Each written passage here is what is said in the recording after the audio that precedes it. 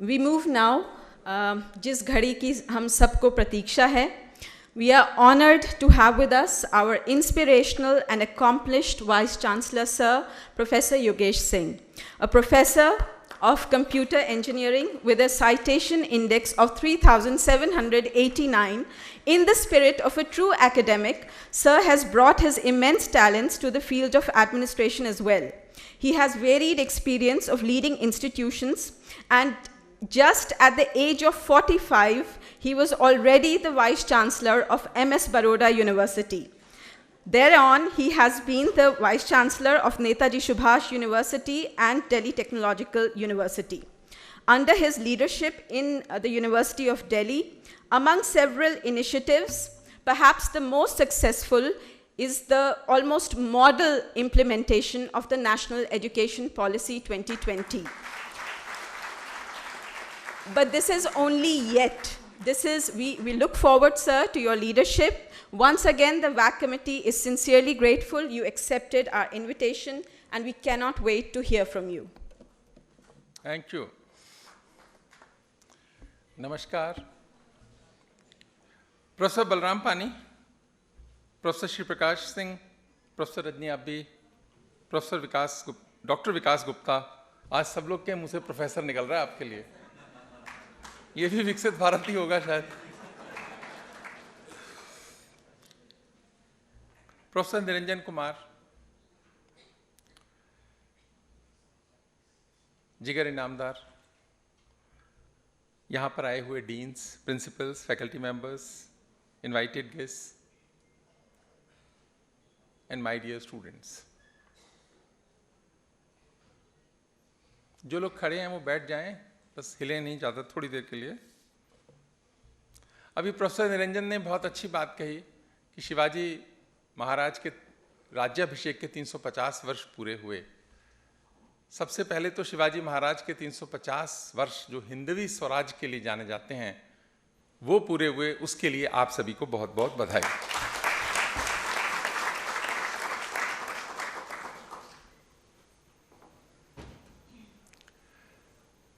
हिंदवी स्वराज या शिवाजी महाराज का एक यूनिक कंट्रीब्यूशन यदि कोई लेना हो, बहुत सारे लोग बहुत सारे तरह के ले सकते हैं.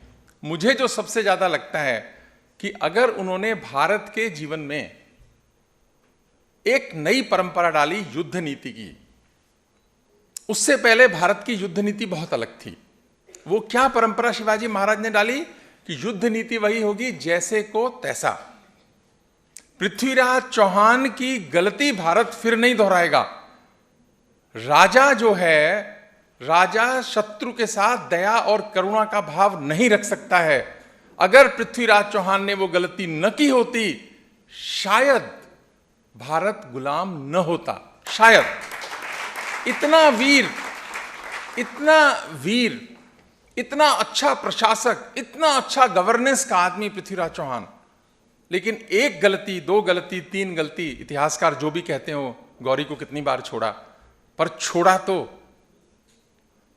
पृथ्वीराज चौहान ने जो छोड़ा, शिवाजी ने इसका उल्टा किया कि राजा का काम सीमाओं की सुरक्षा, राजा का काम देश की रक्षा.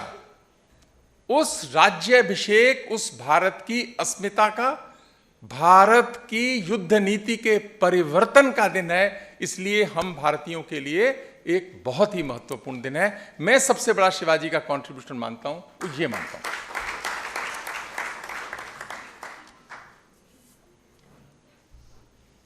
प्रोफेसर निरंजन मेरे पास आए कि संकल्प विकसित भारत पे आजकल देश में बहुत बात हो रही है और हमको भी कुछ कार्यक्रम इसमें करने हैं. तो एक कार्यक्रम इस पर हम करें. तो मैंने कहा कि कार्यक्रम तो हम कर सकते हैं, इतने सारे लोग सुनने को कहां से लाओगे? तो इन्होंने कहा कि उसकी आप चिंता मत करो, मैं ले आऊंगा. और सच बात तो यह कि वो ले आए. और ये जो वाइस रीगल का जो हॉल है ना, इसका जो सेकंड पार्टीशन जब हटता है ना, तो लगता है कि कार्यक्रम सफल हुआ. और जिनका पार्टीशन रह जाता है वो उतने ऑडियंस नहीं ला पाते हैं. तो आपको उसके लिए बहुत बहुत बधाई कि आप आज इतने सब लोगों को लेकर आए. जब हम विकसित भारत की बात करते हैं और उसके संकल्प की बात करते हैं तो हमारे मन में क्या आता है? आप इतने सारे समझदार पढ़े लिखे लोग यहां बैठे हैं, अगर आप आंख बंद करके सोचें कि भारत का भविष्य कैसा होगा, तो आपके मन में क्या आता है? आपके मन में क्या आता है? क्या शक्तिशाली भारत, प्रभावशाली भारत, आत्मनिर्भर भारत, उन्नत भारत, समृद्ध भारत, खुशहाल भारत, प्रसन्न भारत, जिम्मेदार भारत? बहुत सारों के मन में कुछ कुछ आ सकता है कि 47 तक भारत कैसा होगा। आपके मन में क्या पिक्चर उभरती है उस 47 में भारत कैसा होगा? इसलिए भारत के प्रधानमंत्री ने जब यह संकल्प लिया कि 2047 तक भारत एक विकसित राष्ट्र होगा, इस समय सीमा में हम लोग मेहनत करेंगे, और जब उन्होंने यह संकल्प लिया तो यह संकल्प बन गया भारत की सरकार का, यह संकल्प बन गया 140 करोड़ लोगों का, यह संकल्प बन गया हम सभी का। और ये जो संकल्प है ना, ये आप लोगों के हमारे भरोसे पे लिया है। यदि हम कुछ नहीं करेंगे तो कुछ नहीं होगा, ऐसा तो नहीं कहता, लेकिन स्पीड जरूर कम हो जाएगी।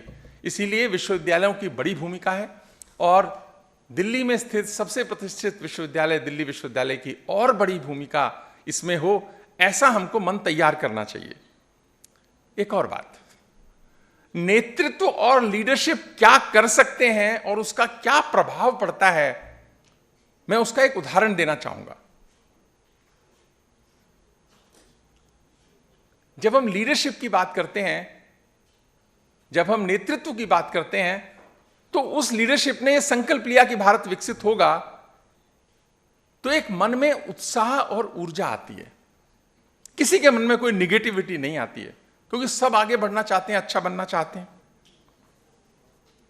तो मैंने कहा मैं एक उदाहरण देता हूं। हिंदी भाषा के एक कवि हैं हरिओम पंवार, मैं बहुत बार उनको कोट करता हूं, हरिओम पंवार साहब को। जब ये सदी 21वीं शुरू हुई ना, तो हरिओम पंवार साहब सरकारों को बहुत ललकारते थे और बहुत सारा तंज कसते थे। ये भी कहते थे कि ये नहीं करते हो, ये करना चाहिए, ऐसा। वो बहुत सारा, वीर रस के कवि हैं तो बहुत सारी बात करते थे। उनकी कुछ पंक्तियां हैं और वो सरकारों को कहते रहे, बहुत साल तक कहे इस सदी के शुरू होने पर।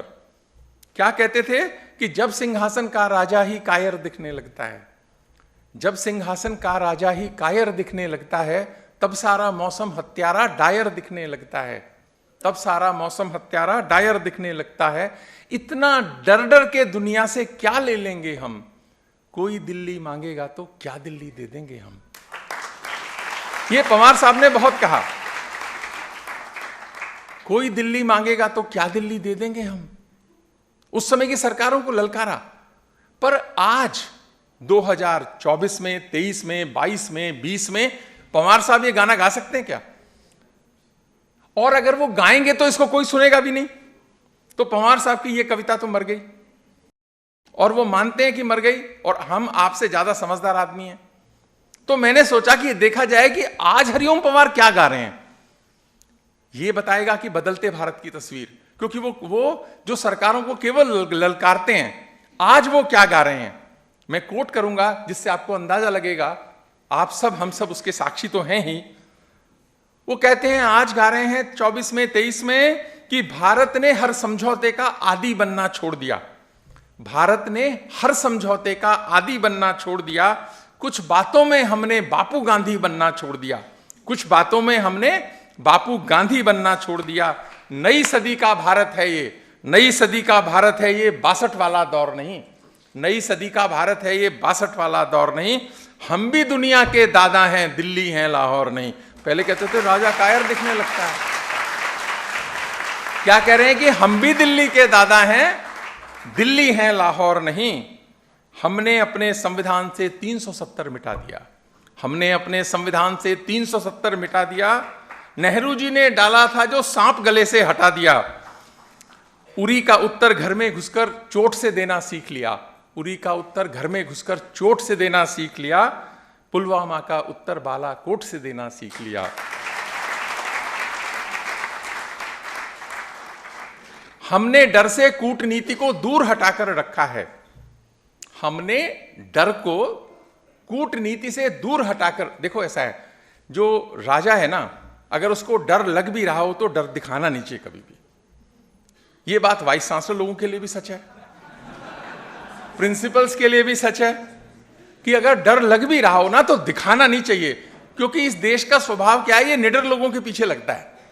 ये भारत का मानस है, इतने सालों का इतिहास देख लीजिए भारत का, ये किसी कायर के पीछे लगा ही नहीं कभी। निडर लोगों के पीछे लगता है, त्यागी लोगों के पीछे ये देश लगता है। ये भारत का स्वभाव है। तो वो क्या बोलते हैं, हमने डर को कूटनीति से दूर हटाकर रखा है, दिल्ली के सिंहासन पर एक शेर बिठाकर रखा है। तो पवार साहब बदल गए। ये बदलते भारत का एक उदाहरण है। जब हम एयरक्राफ्ट में बैठते हैं, आजकल तो सब लोग, जितने लोग इस हॉल में कभी ना कभी हवाई जहाज में बैठे होंगे, बैठे हैं? बहुत कम होंगे जो नहीं बैठे। जो नहीं बैठे वो जल्दी बैठेंगे, आपको मत चिंता करो, जो नहीं बैठे वो भी बैठेंगे। तो जब हम हवाई जहाज में बैठते हैं ना, और हवाई जहाज जब चलता है 11 किलोमीटर ऊपर, और हम आराम से खाना खाते हैं, सो जाते हैं, निश्चिंत सो जाते हैं, क्योंकि हमें पायलट्स पे भरोसा होता है कि ये लैंडिंग ठीक करा देंगे। और अगर कई बार क्या होता है, जहाज हिलने लगता है, टर्बुलेंस आती है ना कि एयर डेंसिटी के कारण से, लेकिन हमारे मन में ये कभी नहीं आता कि जहाज गिर जाएगा। थोड़ा सा सतर्क होकर बैठ जाते हैं, फिर रास्ता ठीक हो जाता है तो फिर आगे चलने लगता है। ऐसा ही होता है ना। और अगर आपको इन पायलट्स पे भरोसा ना हो तो क्या होगा, आप जहाज में बैठोगे क्या? बिल्कुल नहीं बैठोगे आप, ये गिरा देगा पायलट जहाज, पक्की बात है। इसलिए चिंता नहीं कीजिए, जो विकसित भारत का ये जहाज बन रहा है ना, ये पायलट्स मजबूत हैं, ये सेफ लैंडिंग कराएंगे सबकी विकसित भारत में। निश्चिंत रहिए, ये सेफ लैंडिंग होगी विकसित भारत में। पायलट्स के पास एक्सपीरियंस भी है, पायलट्स के पास दृष्टि भी है, पायलट्स के पास समझ भी है। यह है बदलते भारत की तस्वीर, यह है बदलता भारत।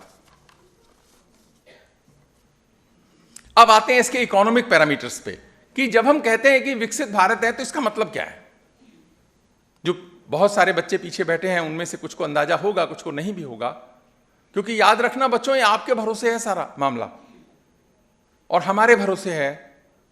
अभी प्रोफेसर निरंजन ने कहा कि जो पीछे जो यूथ बैठा है, यूथ तो आगे भी बैठा है, ये सारे जवान हैं, सारे के सारे आगे भी जो बैठे हैं। कारण क्या है, वो मन से आता है। ये जो लोग अच्छा करना चाहते हैं, कंट्रीब्यूट करना चाहते हैं, पॉजिटिव हैं, दूसरों के लिए अच्छा सोचते हैं, वो सारे युवा ही होते हैं, फिजिकल एज कुछ भी हो। और जो दूसरे को गिराना चाहते हैं, परेशान करना चाहते हैं, कुछ भी करना चाहते हैं, एज चाहे 20 साल हो, वो बुजुर्ग ही हैं। ये डेफिनेशन है। तो आप मान लीजिए कितने सारे ऐसे हैं जो युवा हैं, मैं तो सबको युवा ही मानता हूं। तो इस कारण से इसका जो सबसे महत्वपूर्ण पैरामीटर है वो है इकोनॉमिक ग्रोथ। अगर हमको विकसित बनना है तो पहले है इकोनॉमिक्स के जो पैरामीटर्स हैं उस पर खरा उतरना होगा, और दूसरा है साइज ऑफ जीडीपी।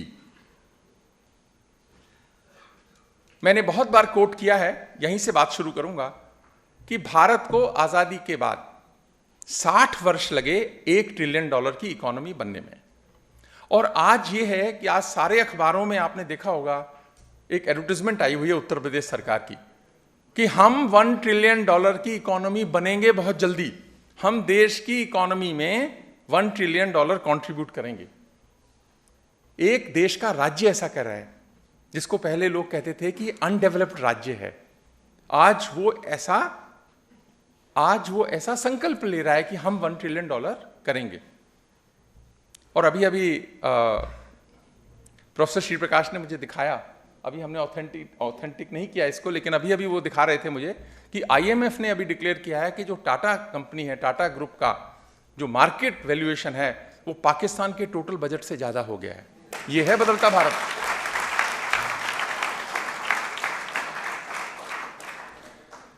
और दूसरा $1 ट्रिलियन, ये हम 2007 में 60 साल के बाद पहली $1 ट्रिलियन बने, 2014 में हम दूसरी $1 ट्रिलियन बने, 19 में हम $3 ट्रिलियन की इकोनॉमी बने, और 23 में हम $4 ट्रिलियन की इकोनॉमी बन गए।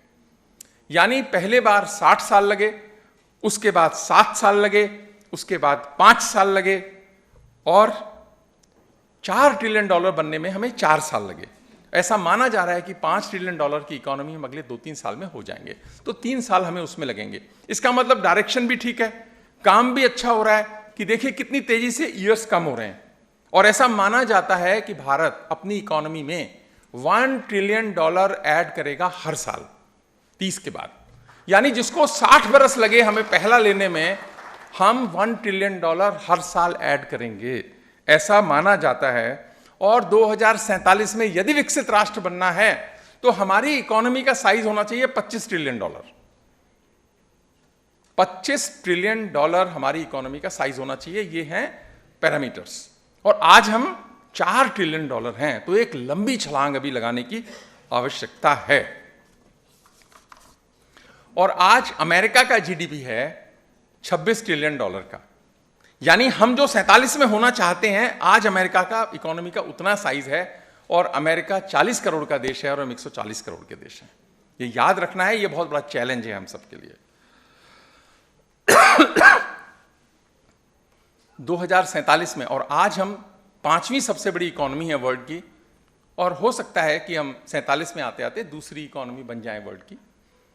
नंबर ज्यादा इंपॉर्टेंट नहीं है, लेकिन ऐसा हुआ कैसे?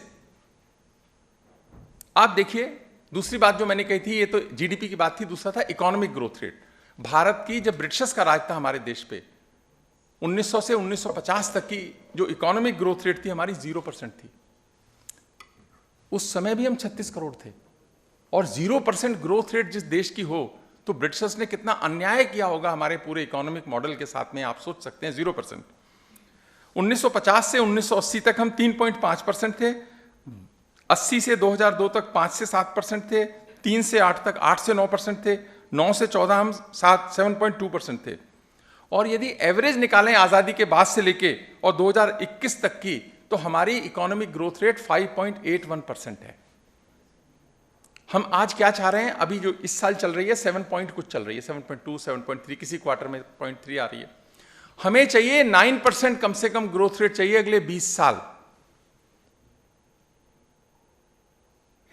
तो मन में सवाल आएगा कि कैसे लेंगे इसको। इसीलिए है कि प्रधानमंत्री ने आपके भरोसे लिया ये कि कैसे करेंगे इसको, करना तो है। एक और बात, जब बहुत लोग क्रिटिसाइज करते हैं ना, तो वो बोलते हैं कि अरे तुम 5वीं इकोनॉमी हुए तो क्या, पर कैपिटा इनकम तो बहुत कम है आपकी। ये आता है ना, प्रति व्यक्ति आय भारत की बहुत कम है। सही बात है, कम है आज, ये तो सच बात है कि अभी गरीबी अपने पास है, इसमें कोई डाउट नहीं है, छुपाने वाली भी कोई बात नहीं, हम सब जानते हैं। लेकिन गरीबी दूर करने का एकमात्र यही इंस्ट्रूमेंट भी है इकोनॉमिक ग्रोथ रेट, और कोई दूसरा इंस्ट्रूमेंट नहीं है इसको दूर करने का। बातों से तो नहीं होगा। 1950 में हमारी 265 रुपए प्रति व्यक्ति आय थी, सिर्फ 265 रुपए। 2000 में आते आते 18,000 रुपए हुई, 10 में हुई हमारी 60,000, 21-22 में 1.5 लाख, और आज हमारी है 2,16,000 भारत की, क्योंकि हम हैं बहुत सारे। जब ये स्टैटिस्टिक्स से चीजें जुड़ती हैं तो नेचुरल है कि एवरेज में बहुत कम हो जाता है। और Bharat lower middle income country है, हम जाना चाहते हैं हायर इनकम कंट्री बनना चाहते हैं। पैसे में बोलता हूं तो 2,16,000 जो हमारी अभी प्रति व्यक्ति आय है, ये हमें लेके जानी है 11 लाख पे। यदि भारत में 11 लाख रुपए आज के पैरामीटर्स में प्रति व्यक्ति आय होगी, तो भारत विकसित राष्ट्र होगा इकोनॉमी के पैरामीटर्स में। तो सवाल उठता है कि ये होगा कैसे? ये तो बात देखो, मैं हर बात थोड़ी थोड़ी देर बाद कहूंगा कि होगा कैसे। ये सब हम पढ़े लिखे समझदार इस देश के जो लोग हैं, हम सब समझदार ही हैं ना, है ना? बिल्कुल है ना? हाँ, हम समझदार हैं, बिल्कुल हैं, हम समझदार हैं। हमें अपनी भूमिका खोजनी है कि हम किस तरह से एडवाइस कर सकते हैं, कुछ अच्छी पॉलिसी सोच सकते हैं, कुछ अच्छे इंस्ट्रूमेंट्स डिजाइन कर सकते हैं। ये एक बड़ा योगदान हो सकता है। आज भारत की इकोनॉमी में 54% कंट्रीब्यूशन सर्विस सेक्टर से आता है, इंडस्ट्री सेक्टर से 26% आता है, और एग्रीकल्चर से 20% आता है। ये हमारी इकोनॉमी में कंट्रीब्यूशन है अलग अलग सेक्टर्स का।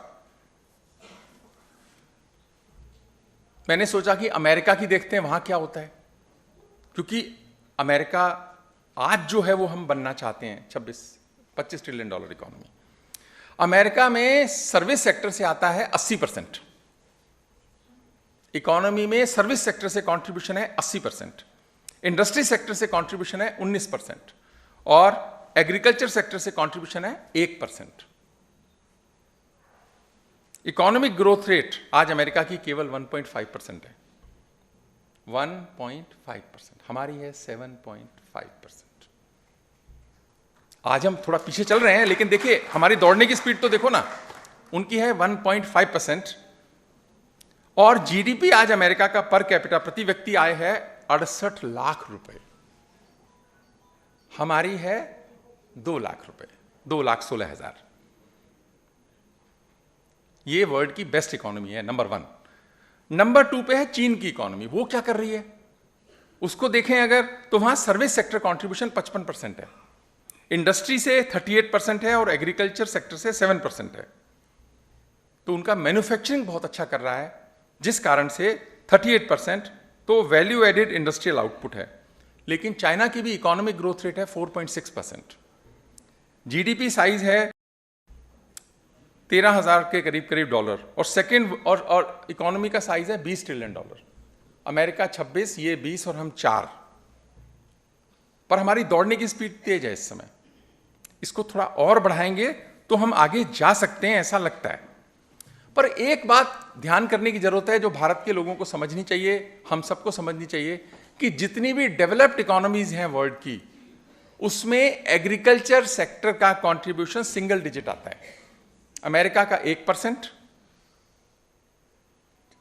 जर्मनी का 1%, जापान का 1%, इंग्लैंड में 1%, चाइना में 7% और हमारा 20% आता है। ऐसा नहीं कह रहा कि एग्रीकल्चर सेक्टर इंपॉर्टेंट नहीं है, पॉइंट ये है कि जब तक हम एग्रीकल्चर सेक्टर के में क्या है, लोग ज्यादा हैं और उतना आउटपुट नहीं आता है, कितना परेशानी है किसान की, वहां से लोगों को सिखा के पढ़ाकर काबिल बनाकर दूसरे एरियाज में लाने की जरूरत है। जो लोग भी गांव से आते हैं वो जानते हैं कि जिस परिवार में बच्चा पढ़ गया उस घर की हालत अच्छी हो गई, जिसको अच्छा कुछ नौकरी मिल गई, अपनी इंडस्ट्री लगा ली, कुछ व्यापार कर लिया, कुछ और काम कर लिया। तो टोटल डिपेंडेंसी ऑन एग्रीकल्चर अगर है, अगर एग्रेरियन सोसाइटी है, उसको परिवर्तन करने की आवश्यकता है और वहां पर फिर मशीनिंग की आवश्यकता है, जिस कारण से ये कंट्रीब्यूशन बढ़े। और जो सर्विस सेक्टर है, भारत की भी जो कोर कॉम्पिटेंस आएगी वो सर्विस सेक्टर और मैन्युफैक्चरिंग से ही आएगी। इसी कारण से ये हमारे फोकस्ड एरियाज अगर हम जरा भी डेविएट करेंगे तो उस ग्रोथ रेट को स्लो करेंगे। इस कारण से ये जो फासला है 4 ट्रिलियन डॉलर, 20 ट्रिलियन चाइना और अमेरिका का 26 ट्रिलियन डॉलर, तो भारत के बारे में एक बात कहनी पड़ेगी। किसी ने बहुत अच्छा कहा, मैं उसको नाम मुझे पता नहीं लेकिन मैं कोट करता हूं कि डर मुझे भी लगा फासला देखकर। फासला तो बहुत बड़ा है। डर मुझे भी लगा फासला देखकर, लेकिन मैं बढ़ता ही गया रास्ता देखकर। डर मुझे भी लगा फासला देखकर, लेकिन मैं बढ़ता ही गया रास्ता देखकर। खुद ब खुद मेरे नजदीक आती गई मेरी मंजिल, मेरा हौसला देखकर। ये जो भारत का हौसला है ना, इस हौसले को कम नहीं होने देना। हम सब ने विकसित भारत के जहाज में बैठना है और सेफ लैंडिंग होगी, ये गारंटी है। तो इस कारण से देखिए, अचीवमेंट्स भी बहुत हैं हमारे पास में। हमारी कलेक्टिव स्ट्रेंथ ऑफ इंडिया जो है ना, एनॉर्मस स्ट्रेंथ है हमारी कलेक्टिव स्ट्रेंथ ऑफ इंडिया। किसी भी सूरत में इस कलेक्टिव स्ट्रेंथ को कमजोर नहीं होने देना। ये अगर कमजोर होगी तो देश कमजोर होगा। आज ये टाइम इसको कमजोर करने का नहीं है, आज टाइम सबको आगे बढ़ाने का है। और आज भारत, आप में से शायद बहुत लोग नहीं जानते होंगे कि आज second largest manufacturing hub of mobile phones है भारत। Second largest. नंबर 1 पे चाइना है, दूसरे नंबर पे हम हैं। 2014 में भारत में 5 करोड़ मोबाइल फोन हर महीने खरीदे जाते हैं, 5 करोड़। और तब 100% मोबाइल फोन इंपोर्ट किए जाते थे। आज भारत अपने लिए भी बना रहा है और एक्सपोर्ट भी कर रहा है। आप कह सकते हैं, बहुत सारे लोग क्रिटिसाइज भी करते हैं कि ये तो असेंबली कर रहे हैं, अभी अपने एल्गोरिथम डिजाइन प्रोटोकॉल्स कम है। हो सकता है कम होंगे, लेकिन वो सब ना एक दिन में नहीं होता। पहला लेवल यही होता है हर एक देश का, दूसरा लेवल आता है फिर उसमें इनोवेशन का, तीसरा लेवल आता है वैल्यू एडिशन सर्विसेज का। तो हम उस तरह से आगे बढ़ रहे हैं और आज हम संसार में नंबर 2 पर हैं, जो कि हम पहले 100% इंपोर्ट पर थे।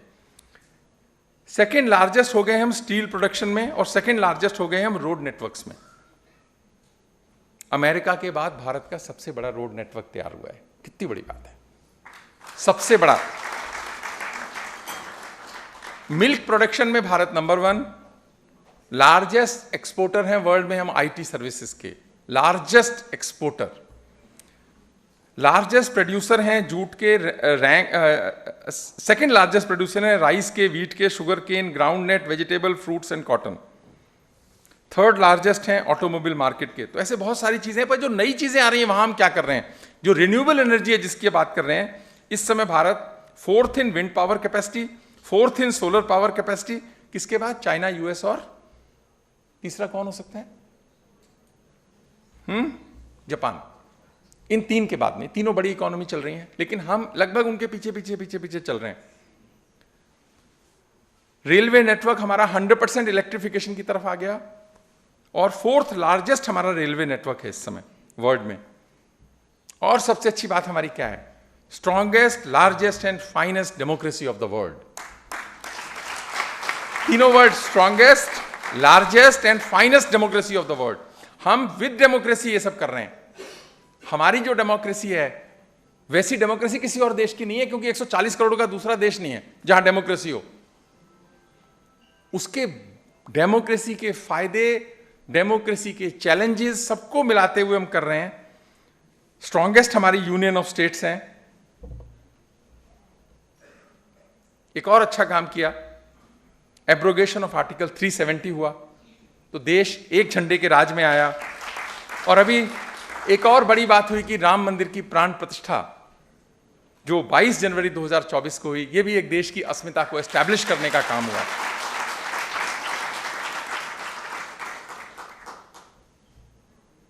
इसी कारण से शिवाजी महाराज को और उनके कंट्रीब्यूशन को याद करने की जरूरत है कि राष्ट्रीय अस्मिता की रक्षा उन्होंने करी, उसकी पताका को ऊपर किया, और आज जो ये भारत आगे बढ़ रहा है उसके ध्वज को शिवाजी जैसे लोगों ने पकड़ा हुआ है। स्ट्रॉन्गेस्ट सेंट्रल गवर्नमेंट है, एबल एडमिनिस्ट्रेशन है, राष्ट्र की सुरक्षा पे कोई खतरा नहीं है। ये तो मानते हैं ना? मैं बहुत बार बोलता हूं कि सब सरकारों का काम पहला, दूसरा, तीसरे से 10 तक काम क्या है? राष्ट्र की सुरक्षा। हम उसमें पहले भी चूके थे, आज नहीं चूकेंगे, ये तो सबको भरोसा है कि अब वो बात नहीं है। 11वां काम क्या है किसी सरकार का? कि उसके राज्य में कोई भूखा ना सोए। ये भी सरकार 100 में 100 लेती है इस पे कि भूखा ना सोए। प्रधानमंत्री गरीब कल्याण योजना, गरीब कल्याण अन्न योजना, जिसमें कि 81 करोड़ लोगों को खाना मिलता है। क्रिटिसिज्म अलग बात है, लोग बोलते हैं कि जिनके पास है उनको भी दे रहे हो। कोई बात नहीं, उसके बच्चे की फीस चली जाएगी। अगर खाना नहीं यूज होगा, जिसपे पैसे तो कम है ना, उसके बच्चे की फीस चली जाएगी, कुछ और काम हो जाएगा उसका। इसीलिए इसमें कोई क्रिटिसिज्म, इसके लिए अच्छा भाव रखो। मैं सभी लोगों से और अपने देश के लोगों को कहना चाहूंगा कि इस स्कीम के प्रति अच्छा भाव रखो।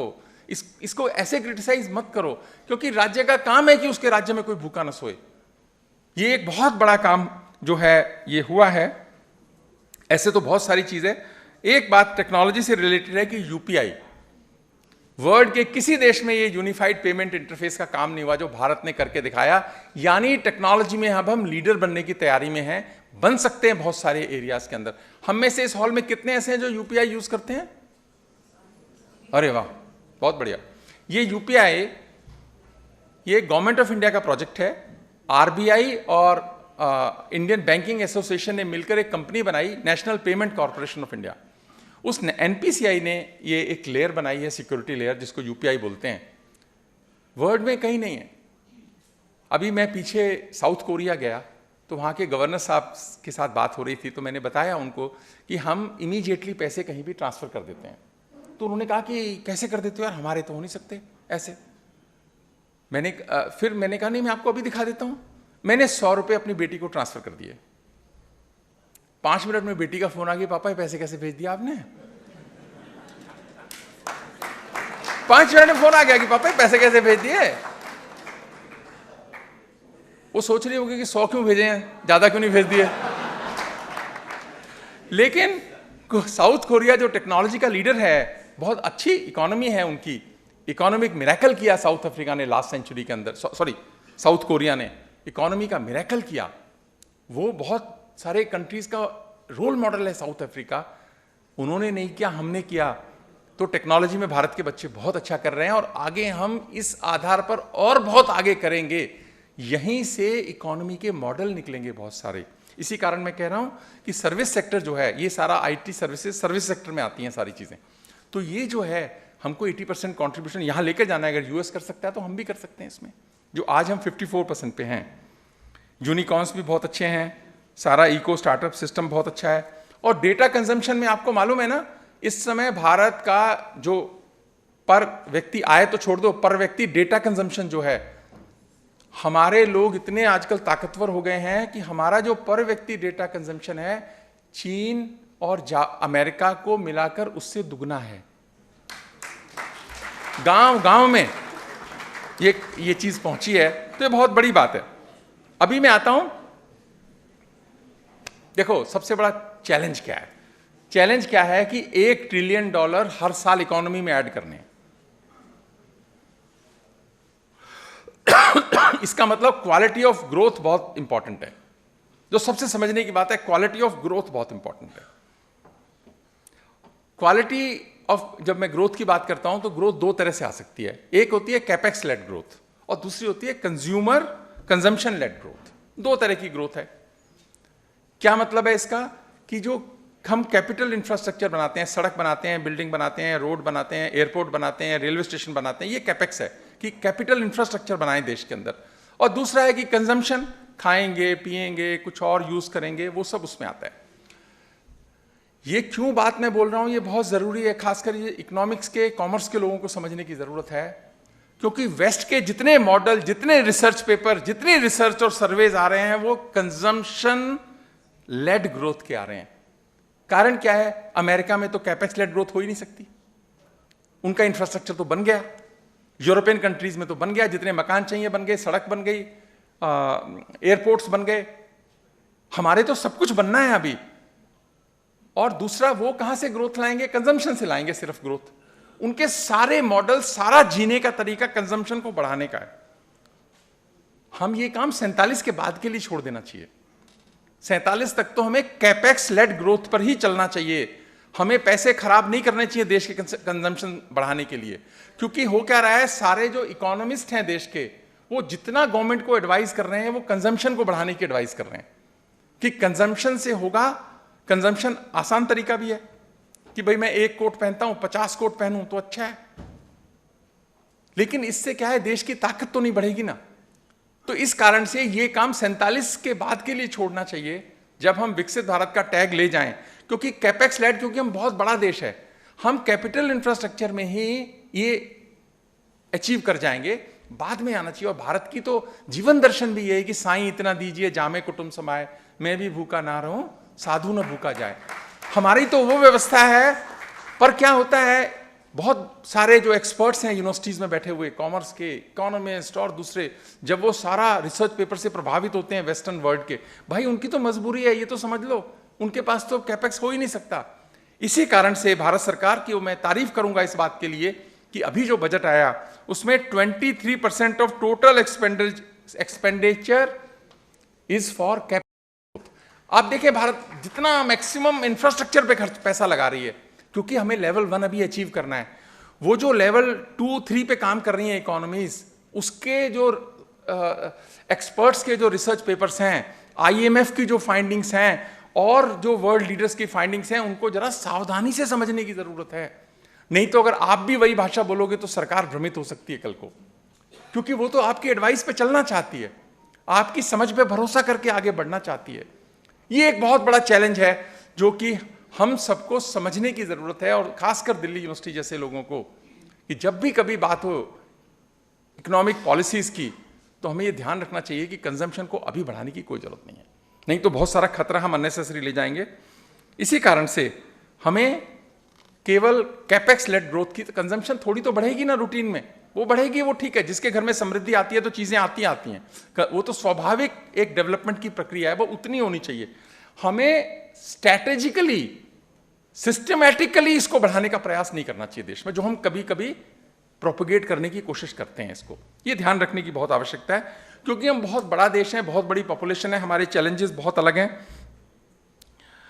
इसी कारण से replication of western models are not good for us. हमें अपने मॉडल्स बनाने की जरूरत है।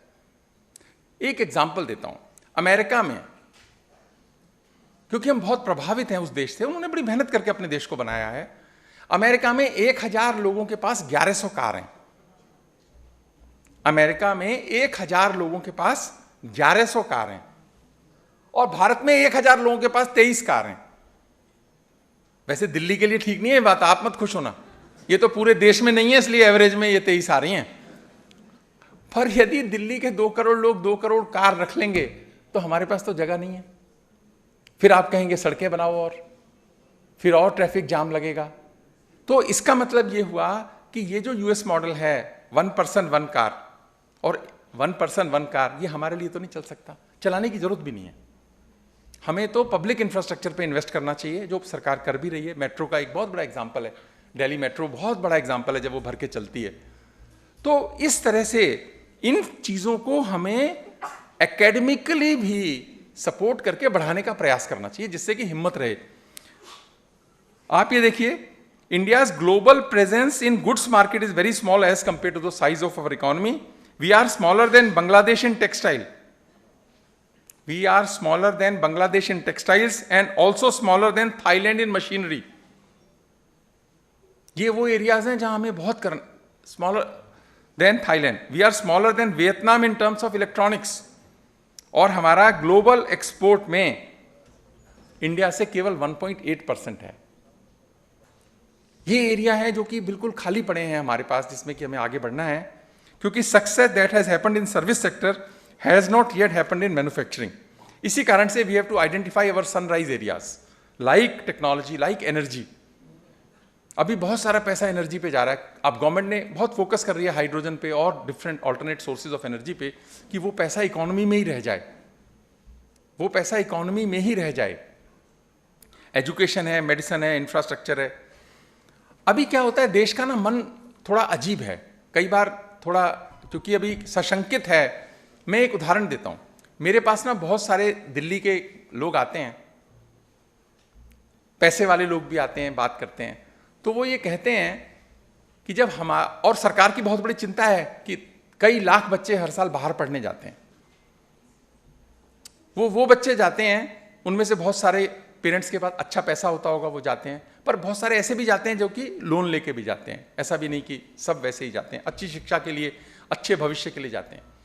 पर जिन लोगों के पास अपनी छोटी इंडिया बड़ी इंडस्ट्री है, उनको ये डर रहता है, कहते हैं जी हमारा बच्चा बाहर गया तो बच्चा ही थोड़ी जाता है, हमारा तो बिजनेस भी चला गया, नई जनरेशन ही नहीं बचती, वो वापस आता नहीं है। तो खाली पूरा इमोशन गया, परिवार की व्यवस्था गई और वो बच्चा चला गया। तो मैं सोचने पे भी मजबूर होता हूं। तो वो कहते हैं कि क्या कोई ऐसी व्यवस्था नहीं बन सकती कि हमारे बच्चों को भी प्रीमियर इंस्टीट्यूशंस में एडमिशन मिल जाए। आप तो कह सकते हो कि वो मेरिट तो होती है ना, लेकिन मेरिट में अगर नहीं आया है तो क्या करेंगे? तो ये एक बहुत बड़ा प्रश्न है कि अगर रोकना है, एक सरकार कोशिश कर रही है कि विदेशी विश्वविद्यालयों को भारत में लाएं, ये एक स्टेप है उसका। पर क्या हम प्रीमियर इंस्टीट्यूशंस में कुछ सुपर न्यूमरी सीट उन लोगों के लिए करें जो 50 लाख रुपए से ऊपर का टैक्स देते हैं? 5%, 10% सीट्स उन लोगों के लिए, उस परिवार के लिए जो 50 लाख रुपया का टैक्स देते हैं देश में। उससे क्या होगा? वो जो पैसा बाहर जा रहा है वो यहीं रह जाएगा। वो जो बिजनेस जो बंद हो जाता पिताजी का, वो बच्चा आगे संभाल सकता है। बिजनेस को मजबूती मिलेगी, देश की इकोनॉमी को मजबूती मिलेगी, छोटी इंडस्ट्री को मजबूती मिलेगी। लेकिन अभी देश का मन ना इसको पकड़ने को तैयार नहीं है, इस आइडिया को। सबको क्या लगता है कि अरे ये तो क्या है, कैपिटलिज्म की बात है, अमीर लोगों को फायदा पहुंचाने की बात है। और तो ये बात ना थोड़ी पॉलिटिकली इनकरेक्ट हो जाती है कई बार। पर यदि ये एक्सपर्ट्स लोग इस पे बात करके समझ के करेंगे तो हो सकता है कल को सरकार का मन भी बने। 5-10% का सुपर न्यूमरी कोटे से क्या फर्क पड़ता है? एनआरआई का हम देते ही थे ना पहले, अभी भी बहुत सारी जगह दिया जाता है। तो मैं एक आइडिया पे बात कर रहा हूं। ऐसे न जाने कितनी चीजें हैं जो इकोनॉमी को स्ट्रेंथन करने के लिए बहुत छोटे छोटे स्टेप्स हम ले सकते हैं। बहुत ज्यादा मैं बोल लिया हूं, 5 मिनट और है? लेकिन हमको फिर भी विकसित भारत की जब बात करते हैं तो हमको वेस्टर्न मॉडल्स जो हैं रेप्लिकेट नहीं करने अपने देश में, अपने मॉडल डेवलप करने हैं। इसी कारण से, क्योंकि जो फॉल्टी बिजनेस मॉडल्स हैं अभी क्योंकि वो कंजम्पशन ओरिएंटेड सिस्टम्स है, मैं उसका उदाहरण दूंगा, देता हूं।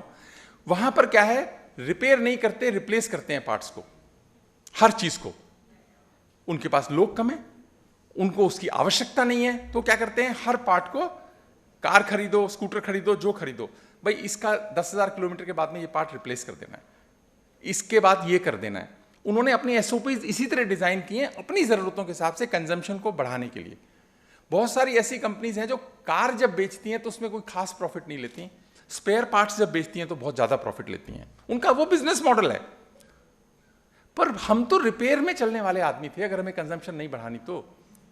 मैं कई बार उदाहरण देता हूं कि जब मैं छोटा था, हमारे घर में एक स्कूटर था चेतक, बजाज चेतक, और उसका जब साइलेंसर चोक हो जाता था, बहुत सारे लोग हमारी एज के हैं, उन्होंने देखा होगा, हम लोग मैकेनिक पे जाते थे, वो उसको आग लगाता था, उसको हिलाता था और उसको कार्बन निकाल देता था, स्कूटर फिर चल जाता था, थोड़े दिन, साल 2 साल चल जाता था। दोबारा जाते थे स्कूटर ठीक कराने के लिए, अब की बार वो ये नहीं करता था, अब क्या करता था, उसको काट देता था, साफ करता था, फिर वेल्ड कर देता था, और फिर वो 2 साल चल जाता था स्कूटर। हमारी फिलॉसफी क्या है, reasonable quality but enhance the life of the products. Western model क्या चल रहा है, enhance the quality but reduce the life of the product, consumption बढ़ाने के लिए, और हम सब उसी को फॉलो कर रहे हैं। हमको कैपेक्स पे करना है, इसको पे नहीं करना। शेविंग ब्लेड, आज हम में से जितने लोग हैं सब डिस्पोजेबल शेविंग ब्लेड यूज करते हैं। आप कहां सोच सकते हो कि दूसरा करेंगे, आदत पड़ गई ना, उसकी क्वालिटी बहुत अच्छी है।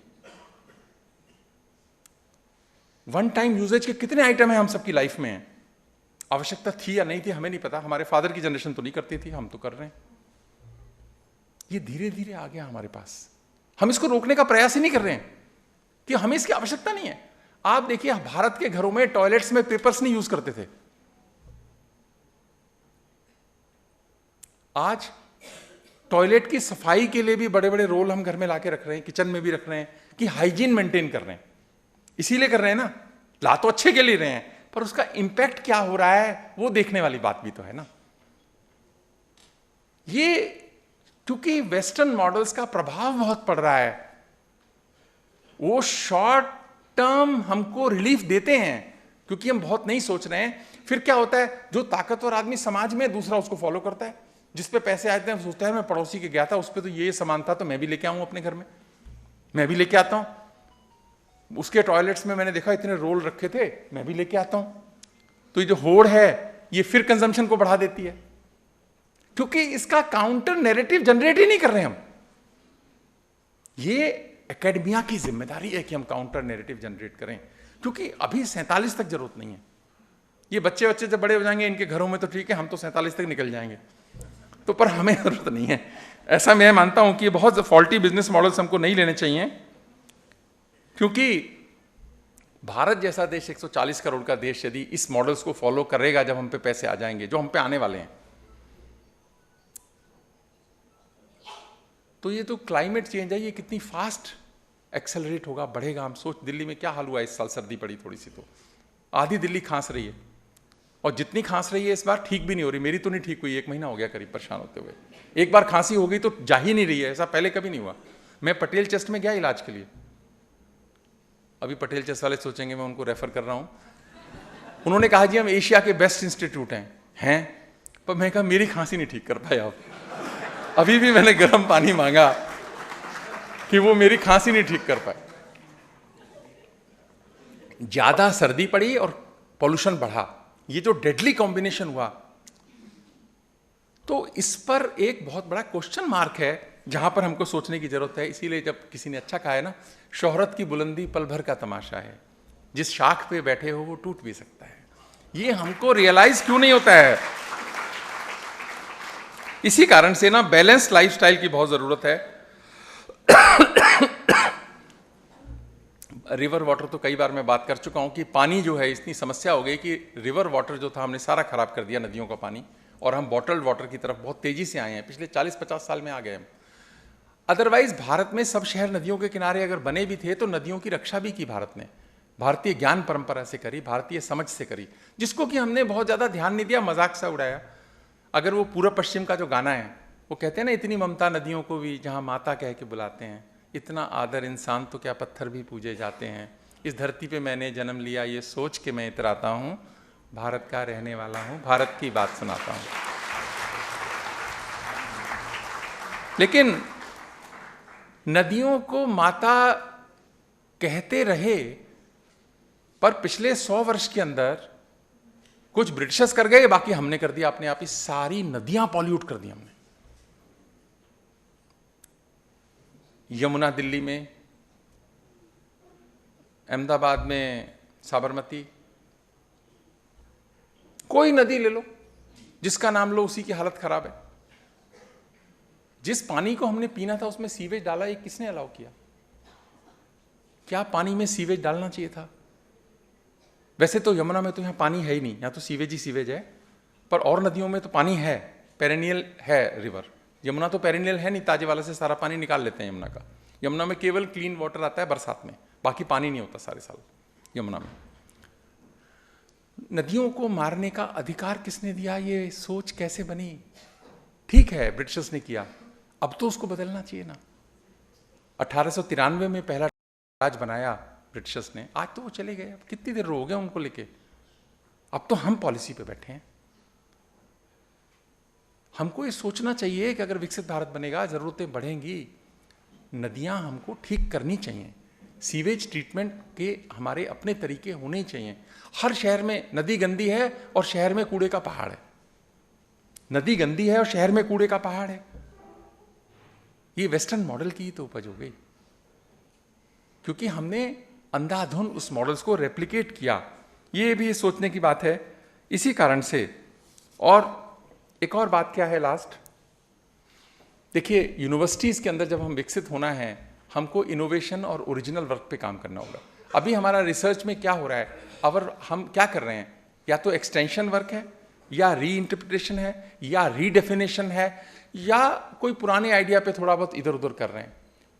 ओरिजिनलिटी जो है ना, एंड इनोवेशन, ये अब रिसर्च में हमको लाने की ज़रूरत है। मैं ज़्यादा समय खत्म हो गया इसलिए इस सब्जेक्ट पे बोल नहीं रहा हूँ अब।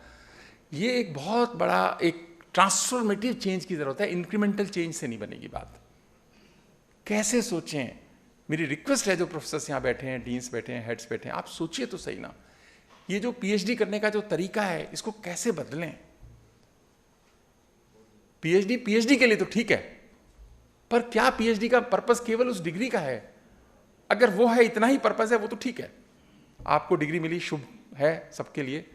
पर इसमें ट्रांसफॉर्मेटिव जो चेंज की आवश्यकता है, ये भी एक सोचने की जरूरत है। और एक सवाल बहुत बार आता है कि एजुकेशन ड्राइव्स इकोनॉमी और इकोनॉमी ड्राइव्स एजुकेशन।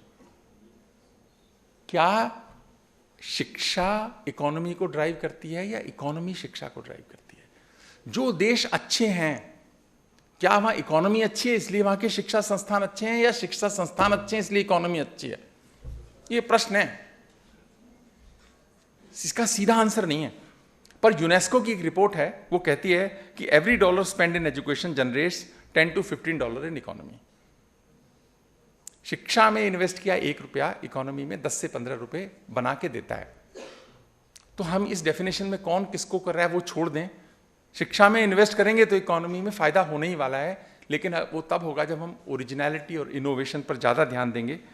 और हमें चाहिए एकेडमिक लीडर्स। कैसे leaders? Who are decisive, trustworthy, reliable, unbiased, open minded, take bold decisions where other hesitate. क्योंकि लीडरशिप का क्राइसिस कभी नहीं होना चाहिए। लीडरशिप का क्राइसिस आया नहीं, सारी समस्या खड़ी होनी अपने आप शुरू हो जाती है। इस कारण से लीडरशिप डेवलपमेंट पे काम होना चाहिए, लीडरशिप माइंडसेट पे काम होना चाहिए। मेरे पास एक गवर्नमेंट ऑफ इंडिया का प्रोजेक्ट आया लीडरशिप का। मैंने एफएमएस से बात की तो उन्होंने कहा हमारे पास तो लीडरशिप एक्सपर्ट है नहीं। कॉमर्स से भी बात की, उन पे भी नहीं है। पूरे दिल्ली विश्वविद्यालय में कोई लीडरशिप का एक्सपर्ट ही नहीं है। कितना बड़ा काम है देश का। नहीं है तो भैया डेवलप करो, अपने एरियाज बनाओ ना। देश को तो जरूरत है ना। हम लीडरशिप के सर्टिफिकेट कोर्स चलाना चाहते हैं, हम लीडरशिप पे डिप्लोमा चलाना चाहते हैं, हम लीडरशिप पे डिग्री चलाना चाहते हैं। देश को लीडर्स चाहिए। हमारी उससे हो क्या रहा है, इंडस्ट्री को भी लीडर चाहिए, एकेडमिक इंस्टीट्यूशंस को भी चाहिए, सबको चाहिए, और उस पर काम ही नहीं हो रहा। तो मेरी रिक्वेस्ट है कि इस पर विचार किया जाए कि किस तरह से हम इस पर काम करें। और हमें भारत में वर्ल्ड क्लास की टेक्नोलॉजी कंपनी शुरू करनी पड़ेंगी। खाली सर्विसेज से भी बात नहीं बनेगी। We need 100 big brands, Indian brands and companies like Apple, meaning thereby $1 trillion enterprise. Apple is $1 trillion enterprise. और अभी तो उत्तर प्रदेश कह रहा है हम भी बनेंगे, राज्य कह रहे हैं, कल को कंपनीज भी कहें कि हम 1 trillion की एंटरप्राइज बनेंगी, तब भारत विकसित होगा। और वो कैसे बनेगी? हम सबके सहयोग से, आप बच्चों के सहयोग से बनेंगी। हमें इसमें अपना अपना वो करना है। और सरकार को तो देखो बाहर आना ही चाहिए मैन्युफैक्चरिंग से, सरकार बाहर आ भी रही है। और जहाँ जहाँ सरकार को लगा, पहले अलग बात थी, 47, 50, 52 में क्यों आई, उसके रीजंस अलग थे, पर आज तो सरकार बाहर जा रही है। एविएशन से बाहर हो गई सरकार, एविएशन में कितना कंपटीशन आया, इंप्रूवमेंट हुआ। टेलीकम्युनिकेशन से सरकार बाहर हो गई, आपने देखा कि कितना इंप्रूवमेंट हुआ। ऐसे कितने सेक्टर हैं जहाँ से सरकार बाहर हुई और इंप्रूवमेंट हुआ। पर इसका मतलब ये नहीं कि वो सरकार के कारण था, तब जरूरत बहुत थी उसकी, आज उसकी आवश्यकता नहीं है। तो सरकार ने कहा हम अब स्ट्रेटेजिक सेक्टर में ही रहेंगे। इसरो की सक्सेस होनी है तो सरकार करेगी। जहाँ पे डिफेंस इक्विपमेंट्स बनने हैं, हाई एंड इक्विपमेंट्स बनने, सरकार भी बना सकती है, प्राइवेट भी बना सकते हैं। तो जो नेशन के स्ट्रेटेजिक एरियाज हैं वहाँ गवर्नमेंट रहे, बाकी धीरे धीरे ओपन करे सारे सेक्टर्स को, और कर भी रही है सरकार। जिस कारण से हमें 100 ब्रांड्स चाहिए $1 trillion के, तो बनेगी बात देश में। तो फिर बड़ी बड़ी जितनी मर्जी बात कर लेना, कंजम्पशन पे भी कर लेना, सब पे कर लेना। अभी तो बहुत प्रिमिटिव है, $4 trillion की इकोनॉमी है। इसी कारण से, और लास्ट बात जो मैं बहुत बार कहता हूँ कि भारत, प्रोफेसर निरंजन ने भी कहा कि भारत तो पहले भी विकसित राष्ट्र रहा है। वर्ल्ड इकोनॉमी में 1/3, 1/4 इन्होंने कहा हमारा हिस्सा था, बिल्कुल था। पैसे वाले थे, बिल्कुल था। और आक्रमण पैसे वाले पे होता है, चोरी भी पैसे वाले के घर ही होती है। मान रहे हो ना? चोर क्या है, गांव में उसी के आते हैं जिसके पैसे वैसे होते हैं, शहर में भी उसी की चोरी होती है जिस पे लगता है कि इसके पास बहुत सारा पैसा है। तो जो पैसा है उसके साथ में चैलेंजेस भी बढ़ते हैं। तो भारत अगर 47 में विकसित राष्ट्र होगा तो हमारे चैलेंजेस जो आज हैं उससे बहुत अलग होंगे उस समय। इसी कारण से राष्ट्र प्रेम यूनिवर्सिटीज में जागृत करना, ये जो पीढ़ी आपकी है, मेरी है, हम सबको तैयार करना कि राष्ट्र के विरुद्ध कुछ भी नहीं करना है। क्योंकि जब हम अमीर थे इतने आक्रमण हुए और हमें 2-2 हजार, 4,000, 8,000, 20,000 की फौज हरा के चली गई इस देश में। हमने तो वो सब देखा है हमारे पुरखों ने। ऐसा दोबारा ना हो जाए जब हम अमीर वापस हो जाएं, मजबूत हो जाएं। इस कारण से under the framework of national security, उस पर कोई कॉम्प्रोमाइज ये देश अफोर्ड नहीं कर सकता, करना भी नहीं चाहिए और करेगा भी नहीं। इस कारण से, क्योंकि कहते हैं ना, जो इमारत जितनी ऊंची होती है उतनी खतरे में होती है। वो खतरों को भापें, ये पीढ़ी का काम है विकसित बनाना, हम लोगों का काम है विकसित बनाना, मेरे जो बच्चे बैठे हैं इनका काम विकसित बनाना, और फिर संभालना। हम तो संभालने वाला काम नहीं कर पाएंगे, चले जाएंगे। आप लोगों का काम उसको संभालने का भी है। ये एक बहुत बड़ा चैलेंज है। यही हमारा काम है, यही देश की अपेक्षा करता है, यही हमारा कर्तव्य भी है। लास्ट मैं वही प्रॉमिस आपसे फिर लूँगा सबसे, कि हम अपनी ज़िंदगी में ऐसा कोई काम नहीं करेंगे जो देश के खिलाफ हो। मेरे को प्रॉमिस करें, हाथ खड़े करें। हम अपनी ज़िंदगी में ऐसा कोई काम नहीं करेंगे जो देश के खिलाफ हो। आपने मेरे को 1 घंटे 50 मिनट करीब सुना, आपका बहुत बहुत आभार, बहुत बहुत।